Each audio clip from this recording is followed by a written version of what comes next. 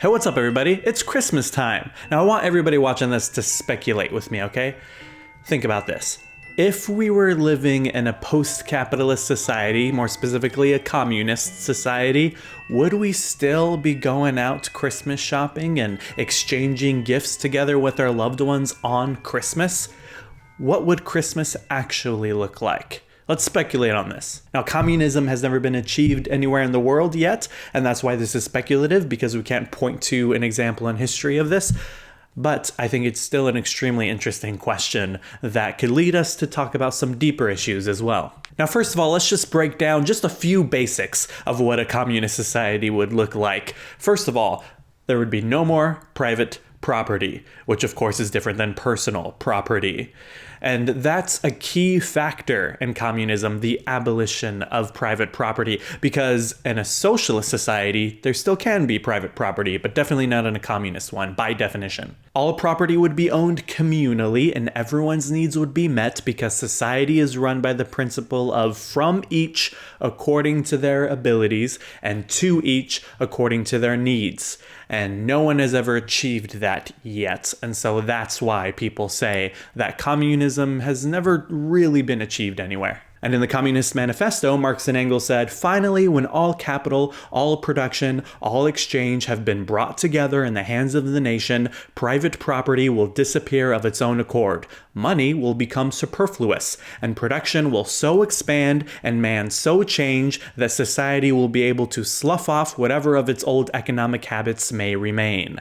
And so in this kind of society, no one would own anything except for that which provides for their basic needs and their basic pleasures. And for those thinking, yeah, that's why communism sucks. Like that old meme of like, yeah, sure, everyone in communism is equally poor.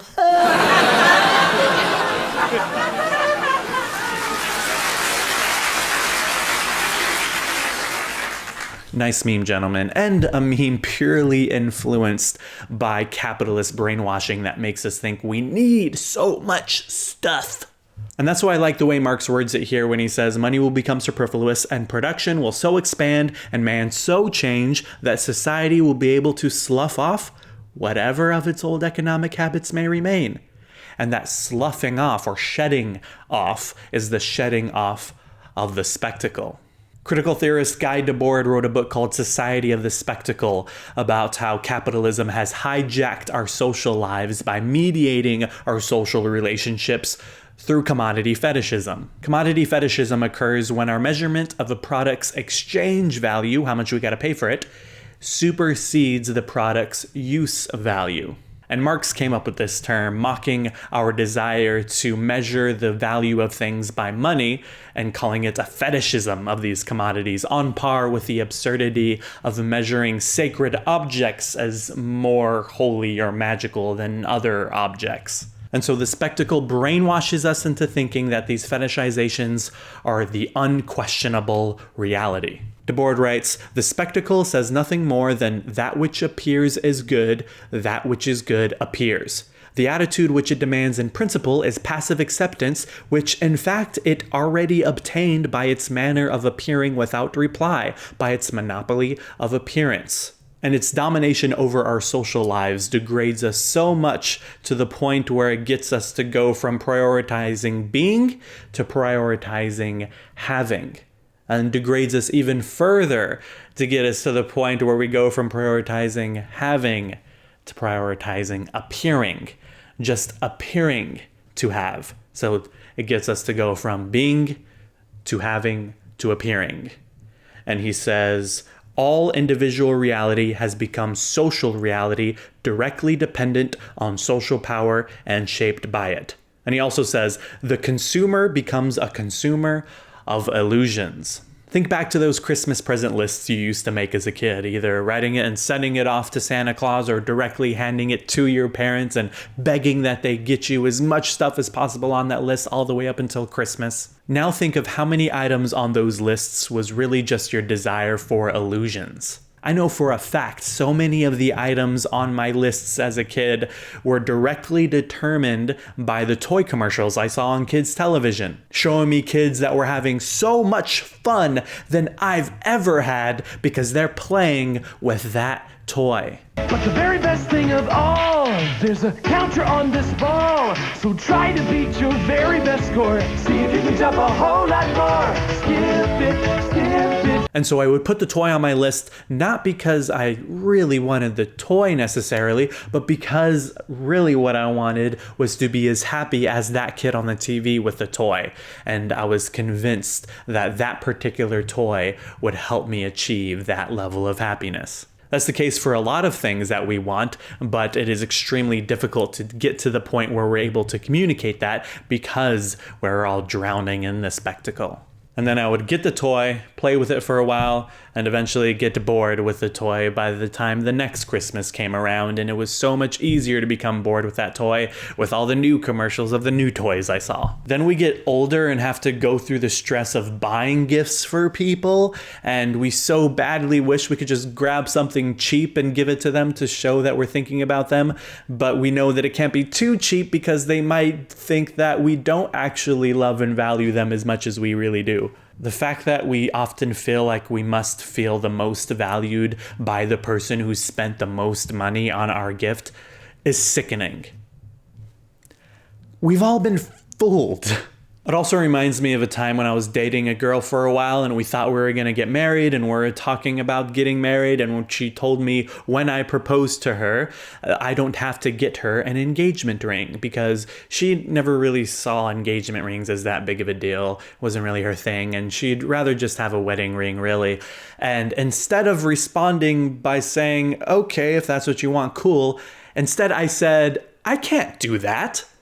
And when she asked why, I told her, okay, imagine this scenario.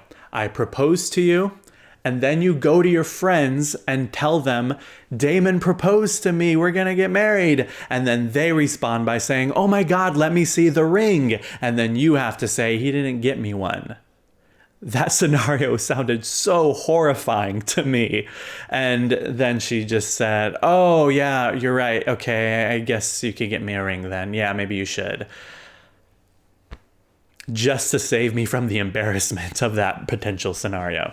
Now think about that silly conversation within the context that men were not widely expected to give their partner a diamond ring for an engagement until the diamond cartel group De Beers realized that diamond sales were down in the 1930s, and so they started a marketing campaign that persuaded all men that a diamond ring for an engagement is absolutely indispensable, and in 1947 created the slogan, a diamond is forever. And the commodity fetishism around diamonds is definitely absolutely absurd. Debord also says we are all unified in our shared misery, hidden underneath all our appearances. We think we can crawl out of our misery by chasing after more and more envied appearances than what we'd have, but really, we only remain miserable.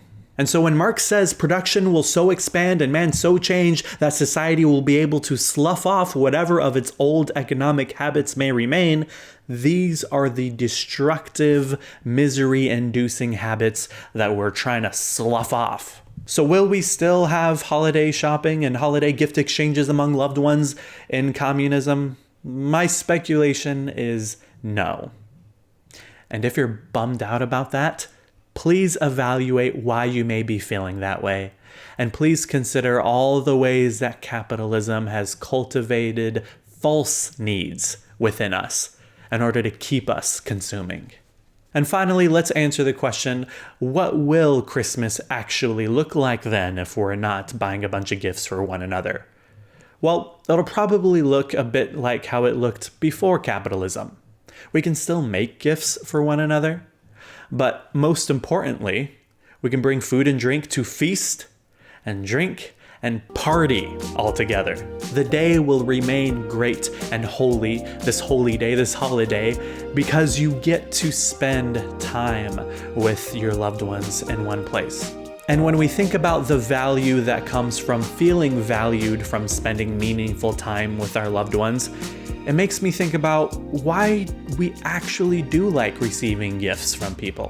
I can think of two deep feelings of satisfaction that occur when a loved one gives you a gift. One, it reminds you that you are actually deeply loved and valued by that person.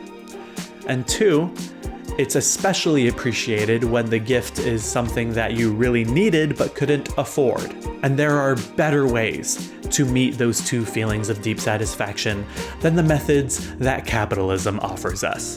And I believe the exorcising of the commercialization of Christmas out of Christmas will ultimately give us a better Christmas. And I say that as a Christian leftist who celebrates Christmas, but is trying to reclaim the radical core of Christmas this year. So if you're interested in that topic, check out some of my other videos. I'm talking about this entire month. So make sure you subscribe for that. And thank you for watching this video. Share it with somebody if you think this is interesting. And I'm also on Twitch, so make sure you go follow my Twitch, twitch.tv/whoisdamon. And also shout out to all my patrons. Patreon.com/Damon Garcia is where you can go and support me. I'm also posting a whole bunch of exclusive videos this month just for this radical Christmas theme because I have a lot to say about this. So go check those out. And shout out to all my patrons.